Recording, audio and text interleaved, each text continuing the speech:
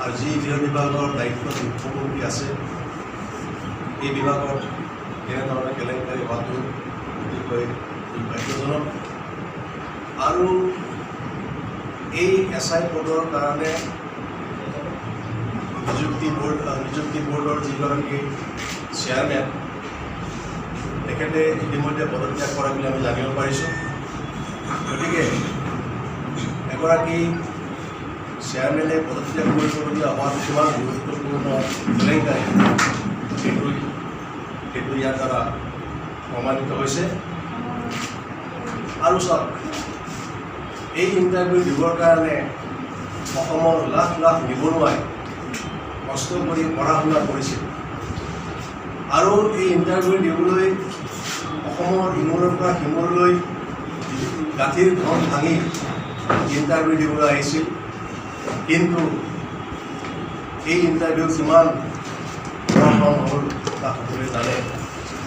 আৰু ইয়াৰ দ্বাৰা এই যে অসমৰ লাখ লাখ নিবনুৱা যুৱক যুৱতী আছে তেখেতসকলৰ মনত এটা হতাশাৰ ভাৱ আহিছে যে ইণ্টাৰভিউবিলাক যদি এনেকৈ হয় তেনেহ'লে তেওঁলোকৰ চাকৰি যিবিলাকে সঁচাকৈ পঢ়া শুনা কৰি পেলাই ইণ্টাৰভিউ দি চাকৰিৰ কাৰণে আবেদন নিবেদন কৰে তেখেতসকলৰ জীৱনত কেতিয়াও চাকৰি নহ'ব বুলি তেখেতসকলৰ এটা মনৰ ধাৰণা হৈছে। গতিকে আমি পুনৰ দোহাৰিছোঁ, ইতিমধ্যে আমাৰ অসম প্ৰদেশ কংগ্ৰেছ কমিটিৰ সভাপতি কোমৰা ডাঙৰীয়াই কৈছে যে CID যি অনুসন্ধান হৈ আছে এই অনুসন্ধানত আমি সন্তুষ্ট নহয়। অসম প্ৰদেশ কংগ্ৰেছ কমিটিয়ে ইতিমধ্যে দাবী জনাইছে যে হাইকোৰ্টৰ এগৰাকী ছিটিং জাজৰ জৰিয়তে সমগ্ৰ বিষয়টো অনুসন্ধান কৰিব লাগে। আৰু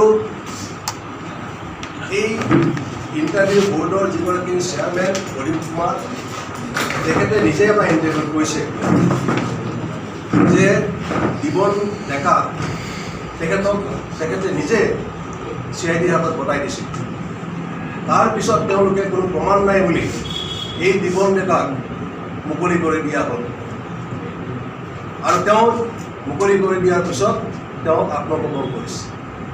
তেওঁ যদি জড়িত নাছিল তেখেত আত্মগোপন কৰিবলগীয়া কিয় হ'ল এই এটা নিশ্চয় ইয়াৰো অনুসন্ধান কৰিব লাগিব। আৰু এই দিবন ডেকাক এইকাৰণে তেওঁক আঁতৰাই পঠিওৱা হ'ল, পলুৱাই পঠিওৱা হ'ল আৰু যিটোৰ কাৰণে BJP দলৰ কেইবাগৰাকী নেতাই তেখেতক মুকলি কৰি দিবৰ কাৰণে পুলিচ বিভাগত CID বিভাগত প্ৰেছাৰাইজ কৰিছিল বুলি আমি জানিব পাৰিছোঁ। আৰু এই দিবন ডেকাক যদি ভালকৈ সোধপোছ কৰা যায় তেতিয়াহ'লে এই শাসনাধিষ্ঠ BJP দলৰ কিমান নেতা পালি নেতা জড়িত হৈ আছে এই কেলেংকাৰীত সকলোখিনি ওলাই পৰিব। গতিকে আমি এই গোটেই বিষয়টোৰ ওপৰতো আমি এটা অনুসন্ধান কৰিবৰ কাৰণে আমি দাবী জনাইছোঁ। আৰু যিসকল পৰীক্ষাৰ্থীয়ে আপোনালোকে চাব, যিসকল পৰীক্ষাৰ্থী তেখেতসকলে প্ৰশ্ন কাকত দি ট্ৰায়েল দিছিলে, পৰীক্ষা দিবৰ কাৰণে ট্ৰায়েল দিছিলে, যাতে ভৱিষ্যতে যদি কোৰ্টে যদি সেইবিলাক বহি বিচাৰে যাতে তাত যাতে ভুল নহয়, তাত যাতে শুদ্ধ উত্তৰখিনি পায়, তাৰ কাৰণে তেওঁলোকে প্ৰশ্ন কাকত দি পেলাই ট্ৰায়েল দি পেলাই পৰীক্ষাত হোৱাৰ কাৰণে তেওঁলোকে চেষ্টা কৰিছিল। গতিকে এনেকুৱা এটা ঘটনা যিটোৰ কাৰণে আজি অসমত আজি এনেকুৱা এটা ঘটনা হৈছে, তাৰ কাৰণে আমি সমগ্ৰ ঘটনাটোৰ কাৰণে আকৌ আমি দাবী জনাইছোঁ যাতে এজন ছিটিং জাজৰ দ্বাৰা ইয়াক এনকুৱাৰী কৰা হয়। আৰু বাকীখিনি কথা মোৰ সতীৰ্থ আমাৰ দিলীপ শৰ্মা ডাঙৰীয়া তেখেত আমাৰ এগৰাকী মুখপাত্ৰ তেখেতক মই অলপ বিস্তৃতভাৱে গোটেই ঘটনাখিনি আলোকপাত কৰিবলৈ মই অনুৰোধ জনাইছোঁ।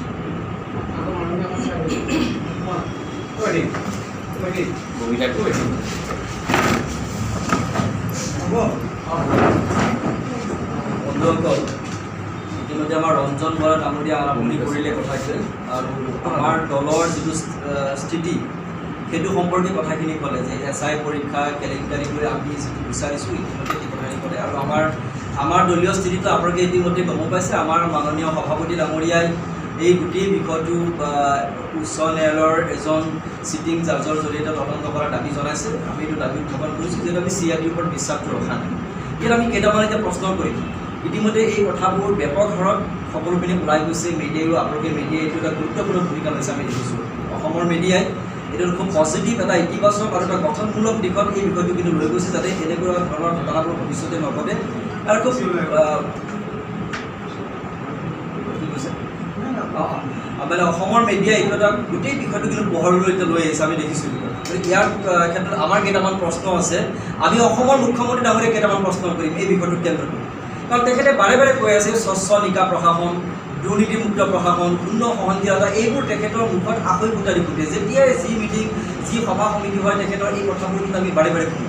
যি নহওক আমিও 2016 চনত অসমৰ ৰাইজেও বিশ্বাস কৰিছিল যে সঁচাকৈ অসমৰ ৰাইজে এটা স্বচ্ছ প্ৰশাসন পাব, দুৰ্নীতিমুক্ত প্ৰশাসন পাব, শূন্য সহনশীলতা তেখেতে যিবোৰ কথা কৈ আছে। কিন্তু তেখেতৰ কাৰ্যকালত যোৱা 4.5 বছৰত যদি আপোনালোকে চাই, মই অন্যান্য ক্ষেত্ৰবোৰত বাদ দিম, নিযুক্তি বিষয়ক যিবোৰ হৈ গৈছে, যিকেইটা বিভাগে পৰীক্ষাবোৰ অনুষ্ঠিত কৰিলে আপোনালোকে সেই ফলাফলবোৰ বা সেই বিভাগকেইটালৈকে চালে আপোনালোকে লক্ষ্য কৰিব তেখেতৰ সেই গোটেইখিনি প্ৰতিশ্ৰুতি যে অসাৰ প্ৰতিপন্ন হৈছে, ধোৱা চাঙত উঠিছে তেখেতৰ শূন্য সহনশীলতা, সেইটো কিন্তু প্ৰমাণ হৈ গ'ল। এইটো আমি ক'বলগীয়া, আমি বিৰোধী দল হিচাপে কোৱা নাই, অসমৰ মিডিয়া, অসমৰ সচেতন নাগৰিকসকলে এই কথাটো কিন্তু ইতিমধ্যে উপলব্ধি কৰিছে। এতিয়া আমি বাকীবোৰ বিষয়লৈকে নাযাওঁ, কিন্তু আমি SI পৰীক্ষা কেলেংকাৰী বিষয়টোলৈকে আহিছোঁ। এতিয়া চাওক, তাত আমাৰ নিযুক্তি বোৰ্ডৰ যিগৰাকী অধ্যক্ষ আছিল, অধ্যক্ষগৰাকীয়ে কিন্তু ইতিমধ্যে ক'লে যে তাত যিগৰাকী ব্যক্তি জড়িত হৈছে বিজেপিৰ দিবন ডেকা, সকলোৱে ইতিমধ্যে জানে। এই দিবন ডেকাক পৰীক্ষা বোৰ্ডৰ অধ্যক্ষগৰাকীয়ে দিবন ডেকাক লৈ FIR সহ CIDক অৰ্পণ কৰিছিল। তাৰপিছত দিবন ডেকা কিন্তু CIDৰ জিম্মাৰ পৰা নোহোৱা হৈ গ'ল। এতিয়া দিবন ডেকাক কোনে পঠিয়াই দিলে তাৰ পৰা, কি কাৰণত দিবন ডেকা CIDৰ জিম্মাৰ পৰা নোহোৱা হৈ গ'ল, কিয় দিবন ডেকাক তেনেকৈ জেৰা নকৰিলে, এই প্ৰশ্নবোৰ কিন্তু বৰ গুৰুত্বপূৰ্ণ কথাত জড়িত হৈ আছে। কাৰণ এনেকুৱা হৈছে নেকি, আমাৰ সন্দেহ ঘনীভূত হৈছে যে দিবন ডেকাক যদি জেৰা কৰা হয়, দিবন ডেকা যদি সকলো কথা কোৱা হয়, ইয়াত ৰৌ বৰালি এতিয়া কথা নহয়, এতিয়া তিমি হাংগৰৰ কথা আহি গৈছে। এইবোৰ হৈছে সকলো পুথি খলিহনা। এতিয়া আমি কৈছোঁ ৰৌ বৰালিয়ে নহয়, এতিয়া তিমি হাংগৰ। এতিয়া তোমাৰ 3 বছৰ পৰিব নেকি গৈ ইয়াত, যদি দিবন ডেকাৰ কথা মানে তেওঁক জেৰা কৰা হয়, তেওঁৰ কথা যদি ওলাই যায়, তেওঁৰ কি কথা জানে, তেওঁ যিবোৰ কথা জানে, কাৰণ যিটো চক্ৰৰ সৈতে তেওঁ জড়িত। গতিকে সেইকাৰণে আমাৰ সন্দেহ ঘনীভূত হৈছে যে দিবন ডেকাক খুব কৌশলেৰে কাৰোবাৰ হেঁচাত, চৰকাৰী পক্ষই হওক, অসম আৰক্ষীৰ কোনোবা বিষয়াৰ হেঁচাতে হওক বা দলীয়ভাৱে তেওঁলোকৰ হওক, কাৰোবাৰ হেঁচাত দিবন ডেকাক CIDৰ জিম্মাৰ পৰা হয়তো পলুৱাই পঠিওৱা হ'ল। এইটো আমাৰ সন্দেহ ঘনীভূত হৈছে, কাৰণ যিজন দিবন ডেকাক CIDৰ ওচৰত অৰ্পণ কৰা আছিল, তেওঁ কেনেকৈ যাবলৈ পালে, আৰু পৰৱৰ্তী সময়ত তেওঁক বিচাৰি আকৌ অসম CIDয়ে আকৌ চলাত কৰিছে। কেনেকুৱা হাস্যকৰ কথা এইটো। এই কথাটোতে ওলাই পৰে যে ইয়াত কোনো ডাঙৰ মানুহ, মই যিটো ক'লোঁ তিমি হাংগৰ জাতীয় মানুহ ইয়াত জড়িত হৈ নিশ্চয় আছে, যাৰ কাৰণে দিবন ডেকাক পলুৱাই পঠোৱা হ'ল। 1 নম্বৰ। গতিকে এই কথাটোৰ প্ৰশ্নৰ উত্তৰ আমি মুখ্যমন্ত্ৰী ডাঙৰীয়াৰ পৰা বিচাৰিছোঁ যে কি হৈছে, তেখেতে উত্তৰ দিয়ক। 2 নম্বৰ কথাটো আহিব, ইয়াত দিবন ডেকাই যিবিলাক কাম কাজ কৰিছিল ইতিমধ্যে এইবোৰ কথা মিডিয়াত প্ৰকাশ হৈ গৈছে। আৰু দিবন ডেকাৰ কয়লাৰ ব্যৱসায় কৰিছিল, নাগালেণ্ডৰ পৰা কয়লা আনিছিল, এই কথাবোৰ ওলাই গৈছে। দিবন ডেকাৰ কয়লাৰ ব্যৱসায়িক পাৰ্টনাৰ আছিল ডিব্ৰুগড় আছুৰ এগৰাকী প্ৰাক্তন নেতা ফুকন উপাধিধাৰী। আপোনালোকে হয়তো ধৰিব পাৰিছে বা সকলোৱে জানে। সেই ফুকন বোলাজনকে হয়তো পৰৱৰ্তী সময়ত ডিব্ৰুগড়ত হয়তো তেওঁলোকে প্ৰাৰ্থী হিচাপে প্ৰক্ষেপ কৰিছিল ডিব্ৰুগড় বিধানসভা সমষ্টিৰ কাৰণে। এই গোটেই কথাবোৰ কিন্তু এতিয়া ওলাই গৈছে, বৰ আমি কোৱা কথা নহয়। আৰু সেই ফুকন বোলাজন কাৰ ঘনিষ্ঠ সেইটো কথা আপোনালোকে জানে। গতিকে আমি বিচাৰিছোঁ অসমৰ মুখ্যমন্ত্ৰী ডাঙৰীয়াৰ পৰা এই গোটেই কথাবোৰ আজি দিবন ডেকাৰ গোটেই যদি ব্যৱসায়িক তেওঁৰ কাম-কাজৰ তেওঁৰ ব্যৱসায়িক পাৰ্টনাৰ, এই গোটেই চক্ৰবোৰ কোন জড়িত হৈছে, কাৰণ এই কথাবোৰ কিন্তু আহিব। আজি চাওক, আজি আপোনাৰ মুম্বাইত যিটো বলিউডৰ ঘটনাক কেন্দ্ৰ কৰি, তাত এটা আত্মহত্যাক কেন্দ্ৰ কৰি কিন্তু বেলেগ কথাবোৰ কিন্তু এতিয়া ওলাব ধৰিছে। এতিয়া ড্ৰাগছৰ কথা কিন্তু ওলাই গ'ল। অসমতো SI পৰীক্ষা কেলেংকাৰী খান্দিব গ'লে যে অন্যান্য কিছুমান কথা নোলাব, ইয়াৰ কিন্তু কোনো নিশ্চয়তা নাই। সেই কথাবোৰ কিন্তু এতিয়া ওলাই যাব। SI পৰীক্ষা কেলেংকাৰীটো যদি ভালদৰে তদন্ত কৰা হয়, আমাৰ দৃঢ় বিশ্বাস ইয়াত বহুত কথা ওলাই যাব। 4.5 বছৰত তেওঁলোকে কিমান কি কৰিলে, এখন অন্ধকাৰ জগতটো যে ইয়াত আছিল অসমৰ প্ৰশাসনত, এইটো কিন্তু জল পাতপল হৈ যাব। ইতিমধ্যে যোৱা পৰীক্ষাকেইটা কিন্তু ইয়াত প্ৰমাণ হৈ গৈছে। গতিকে এই কথাবোৰ প্ৰমাণ কৰিব লাগে। আৰু চাওক, আজি উজনিৰ এগৰাকী ক্ষমতাশালী বিধায়ক বিমল বৰা নাম ওলাইছে, আজি পেপাৰটো ওলাই গৈছে। তাৰ এটা ৰাজনৈতিক দলে অভিযোগ কৰিছে, তেওঁলোকে কালি পুতলিকা দান কৰিলে তেওঁলোকৰ তাত। তেওঁৰ যিগৰাকী বিধায়ক টিংখঙৰ বিধায়ক তেওঁ এটা পৰীক্ষা অনুষ্ঠিত কৰিছিল, তিনিখন বালিকা উচ্চ মাধ্যমিক বিদ্যালয়ত পৰীক্ষা অনুষ্ঠিত কৰিছিল আৰু সেই পৰীক্ষাৰ প্ৰশ্নকাকতৰ লগত মূল প্ৰশ্নকাকতৰ লগত প্ৰায় সাদৃশ্য আছে। যে বিমল বৰা কোন? এই বিমল বৰাজন হৈছে আমি জানো তেওঁ মাজুলীটোৰ মুখ্যমন্ত্ৰী ডাঙৰীয়াৰ কাম কাজৰ একদম বিধায়ক বুজি পৰা সকলো চাচিতা তেখেতে কৰে, তেওঁ ক্ষমতাৰে বলিয়ান, তেওঁ উজনি অসমত। সেই কথাটো তেওঁক তদন্তৰ আওতাত আনিব নালাগে। তেওঁলোকক এই মানুহবোৰক আজি বিমল বৰা জাতীয় মানুহ যিবোৰ জড়িত হৈছে এই মানুহবোৰক তদন্তৰ আওতাৰ ভিতৰত আনিব নে নানে, সেই প্ৰশ্নবোৰ কিন্তু এতিয়া আহি গৈছে। নে তেওঁলোকে বাহিৰতে থাকিব, নে তেওঁলোকে সদায় এটা উত্তৰ দিব যে আমি ৰাজনৈতিক আক্ৰোশৰ বলি হৈছোঁ, আমাক ৰাজনৈতিকভাৱে আক্ৰমণ কৰা হৈছে, এনেকুৱা এটা প্ৰশ্নৰ উত্তৰ দিয়ে তেওঁলোক সাৰি যাবগৈ নেকি, এই কথাবোৰতো ওলাইছে।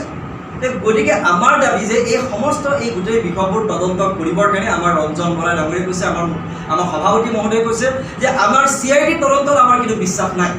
এইকাৰণে বিশ্বাস নাই যে CIDও পুলিচৰ অসম আৰক্ষীও কৰিছে, অসম আৰক্ষীৰ ফালৰ পৰা এই ঘটনাটো ঘটিছে। আৰু দিবন ডেকাৰ যিটো ফেচবুক পোষ্ট তাত এটা কথা উল্লেখ কৰিছে, আপোনালোকে সকলোৱে দেখিছে হয়তো এই ফেচবুক পোষ্টটো, যে অসম আৰক্ষীৰ একাংশ অসৎ বিষয় বুলি উল্লেখ কৰিছে, আপোনালোকে দেখিছে চাগে।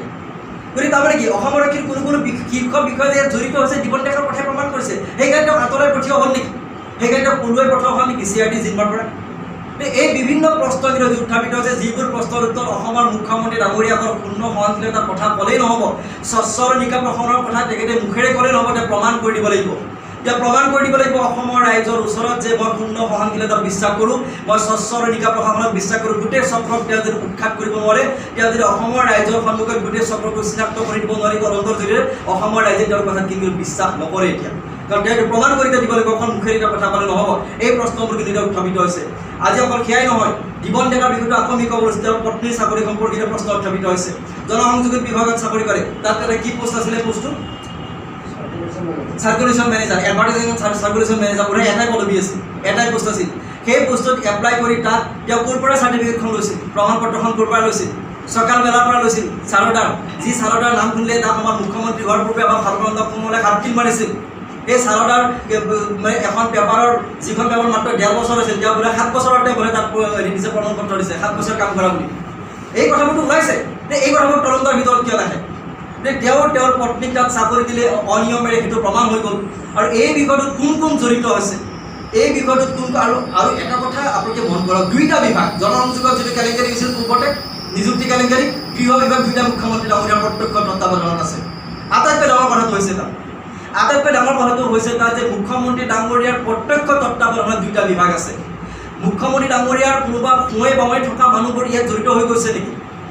মুখ্যমন্ত্ৰী ডাঙৰীয়া সোঁৱে বাৱে থকা তেওঁৰ কাৰ্যালয়ত থকা কোনোবা ক্ষমতাশালী চক্ৰ এই বিষয়বোৰত জড়িত হৈ গৈছে নেকি, যাৰ ফলত এই কথাবোৰ বাৰে বাৰে কাম দি ৰখা হৈছে? সেই কথাবোৰ কিয় তদন্ত কৰা নহ'ল? আনকি জ্যোতিৰ্ময় চক্ৰৱৰ্তী এগৰাকী সৎ দক্ষ আৰক্ষী বিষয়া আমি সকলোৱে জানো, তেওঁৰ প্ৰতিবেদনখন কি হ'ল?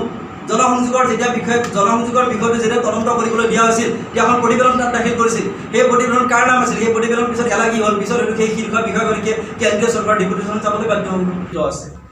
কেশৱ দামৰ পৰা এই গোটেই কিছুমান কাম নিয়ন্ত্ৰিত কৰা হৈছে, নিয়ন্ত্ৰণ কৰা হৈছে, সেই কথা কিন্তু প্ৰমাণ হৈ গৈ আছে। বিজেপি RSSৰ মানুহ যে সমস্ত নিযুক্তি প্ৰক্ৰিয়াত যে জড়িত হৈ আছে, এই কথাটো যোৱা 4.5 বছৰৰ যিমানকেইটা নিযুক্তি হৈ গ'ল, এইবোৰ যদি আপোনালোকে অলপ তদন্ত কৰে, আপোনালোকে যদি অনুসন্ধান কৰে, আপোনালোকে যদি অলপ চকু ৰাখে, এই কথাটো জল পটপট হৈ যাব। এতিয়া এই SI পৰীক্ষা নিযুক্তি কেলেংকাৰীক লৈ আৰু এগৰাকী ধৰিছে নলবাৰীৰ কুলদীপ ৰাজবংশী বুলি, তাত তেওঁ যিটো সংগঠনৰ মুৰব্বী, সেইটো নৱনিৰ্মাণ ভাৰত, সেইটো এটা কট্টৰ হিন্দুত্ববাদী সংগঠন। এই সংগঠনবোৰ সৰু হিন্দুত্ববাদী সংগঠন, যিবোৰে হয়তো RSSৰ পৰিচালিত হয়, কট্টৰ হিন্দুত্ববাদী দখলদাৰী, সেইবোৰ কিন্তু জড়িত হৈ গৈছে। এইটো প্ৰমাণ হৈ গ'ল, তেওঁকতো গ্ৰেপ্তাৰ কৰিলে, এইটো আমিতো ক'বলগীয়া হোৱা নাই, এইটো ওলাই পৰিলে এই কথাবিলাক। অকল সেয়াই নহয়, যোৱা সময়ত নিযুক্তি কেলেংকাৰীবিলাক ধৰিছে RSSৰ শীৰ্ষ এগৰাকী বিষয়াৰ ভাই বোৱাৰী, অন্য এগৰাকীৰ ভাই বোৱাৰী কাম কৰে গুৱাহাটীৰ কোষাগাৰত, তাত চাকৰি পাইছে। অন্য এগৰাকী শীৰ্ষ বিষয়াৰ ভাই বোৱাৰীয়ে চাকৰি কৰিছে আপোনাৰ, মই আপোনাক কৈ দিছোঁ, এগৰাকী কৰে গুৱাহাটী কোষাগাৰত আৰু এগৰাকী কৰে টিহুৰ চিকিৎসালয়ত। এইবিলাকে কিন্তু চাকৰি পাইছে দেই, এইবিলাক RSSৰ সম্বন্ধীয়। আনকি তেওঁলোকৰ আত্মীয় স্বজন, তেওঁলোকৰ RSSৰ শীৰ্ষ নেতাসকলৰ কেইবাগৰাকীও আত্মীয় স্বজনক বিভিন্ন বিভাগত ইতিমধ্যে সংস্থাপিত কৰা হৈছে। ইতিমধ্যে পঞ্চায়ত আৰু গ্ৰামোন্নয়ন বিভাগৰ সেইখিনি সময়ত যেতিয়া ফলাফল ঘোষণা কৰিছিল, তেতিয়া আপোনালোকে মিডিয়াৰ ফালৰ পৰাই চব কথা জল পটপট কৰি দিয়া হৈছিল। তেওঁলোকৰ অমহি বিজেপিৰ নেতাসকলৰ লিষ্ট কহ ওলাই দিছিল। নলবাৰীত ধৰ্মপুৰত কাৰ মানুহ সোমাইছে, অমুক সমষ্টিত কাৰ মানুহ সোমাইছে, প্ৰত্যেকে লিষ্ট ওলাই গৈছিল। সেইবোৰ আমি ক'বলগীয়া হোৱা নাছিল, অসমৰ সংবাদ মাধ্যমে কিন্তু সেইবোৰ চব প্ৰকাশ কৰি দিছিল। তাৰে এটা যে স্বজন তোষণৰ মাজেৰে তেওঁলোকে নিযুক্তি যিখিনি হৈ গৈছে, বেছিটো কৰিব নোৱাৰিলে, যিখিনি হৈ গৈছে কিন্তু একমাত্ৰ স্বজন তোষণৰ মাজেৰে যে তেওঁলোকে কৰিছে এইটো প্ৰমাণ। অকল সেয়াই নহয়, দৰং জিলাৰ এগৰাকী বিজেপি নেত্ৰী, তেওঁৰ 4গৰাকী কন্যা, 4গৰাকী কন্যাক 4টা বিভাগত সংস্থাপিত কৰিছে। বেলেগ আৰু নিবনুৱা নাছিল নেকি? বেলেগ নিবনুৱা দৰং জিলাৰ নাছিল নেকি? শিক্ষিত নিবনুৱা এটা পৰিয়ালৰ 4গৰাকীক সংস্থাপিত কৰিছে 4টা বিভাগত, এগৰাকীক হেল্থত, এগৰাকীক ছ'চিয়েল ৱেলফেয়াৰত, এগৰাকীক কৰিছে PNRD আৰু এগৰাকীক অন্যটা বিভাগত কৰিছে। দৰং জিলাৰ তদানীন্তন সভাপতি তেখেতৰ পৰিয়ালক এনেকৈ সংস্থাপিত কৰিছে। এই কথাবিলাক কিন্তু এতিয়া আমি ক'বলগীয়া কথা হৈ থকা নাই। গতিকে আমি ক'বলৈ বিচাৰিছোঁ গোটেই প্ৰক্ৰিয়াটোত RSS আৰু হিন্দুত্ববাদী সংগঠনৰ একাংশ নেতা যে জড়িত হৈ তেওঁলোকৰ মানুহখিনিক সংস্থাপিত কৰিবৰ কাৰণে এই পৰীক্ষাবোৰৰ জৰিয়তে চেষ্টা কৰিছিল, এইটো কিন্তু এটা প্ৰমাণ হৈ গৈছে। সেইকাৰণে আমাৰ দলৰ সভাপতি ৰিপুণ বৰা ডাঙৰীয়াই এই কথাটো প্ৰকৃত তথ্য সহকাৰে উল্লেখ কৰিছে। এই তথ্যবোৰ কিন্তু আৰু আহিছে, পৰৱৰ্তী সময়ত আপোনালোকক আমি আৰু কিছু দিব পাৰিম। পৰৱৰ্তী সময়ত আমি আকৌ কিছু কথা আমি জনাম, যিবোৰ তথ্য ইতিমধ্যে আমাৰ হাততো আহি লাহে পৰি আছে। তেওঁলোকে কেনেকুৱাকৈ গোটেই চক্ৰটো তেওঁলোকে ব্যৱহাৰ কৰিছে, ব্যৱহাৰ কৰি একমাত্ৰ নিজৰ স্বাৰ্থত এইখিনি কাম কৰিবলৈ গৈছে। অসমৰ নিবনুৱা যুৱক যুৱতীক জীৱনক লৈ তেওঁলোকে হেতালি খেলিছে। 23 লাখ নিবনুৱাক সংস্থাপিত কৰিম বুলি প্ৰতিশ্ৰুতি দিয়া এখন চৰকাৰে 23 লাখ বাদ দিয়া 57,000 পদ তেওঁলোকে পূৰণ কৰিব পৰা নাই। যিকেইটা পূৰণ কৰিব কৰিছে তাতো স্বজন তোষণ, চব নিযুক্তিৰ কেলেংকাৰী, এটাৰ পিছত এটা বিভাগত তেওঁলোকৰ কেলেংকাৰী। গতিকে আমি বন্ধুসকল একেই কৈছোঁ যে অসমৰ মুখ্যমন্ত্ৰী ডাঙৰীয়াই এই বিশেষকৈ SI কেলেংকাৰী, পৰীক্ষা নিযুক্তি কেলেংকাৰীক লৈ এই বিষয়বোৰৰ স্পষ্ট উত্তৰ দিয়ক। তেওঁ অকল ক'লেই নহ'ব, মই স্বচ্ছভাৱে সকলো কাম কৰিম, কথা ক'লেই নহ'ব, তেওঁ এইখিনি প্ৰমাণ কৰি দেখুৱাওক। সেইকাৰণে আমি বাৰে বাৰে দাবী জনাইছোঁ গুৱাহাটী উচ্চ ন্যায়ালয়ৰ এগৰাকী চিটিং জাজৰ জৰিয়তে, কাৰণ আমাৰ ন্যায়পালিকাৰ ওপৰত আস্থা আছে, আমি ন্যায়পালিকাৰ ওপৰত আস্থা একেবাৰে ৰাখিছোঁ। আমাৰ শেষ ভৰসা ন্যায়পালিকা, আমাৰ শেষ ভৰসা জুডিচিয়াৰী।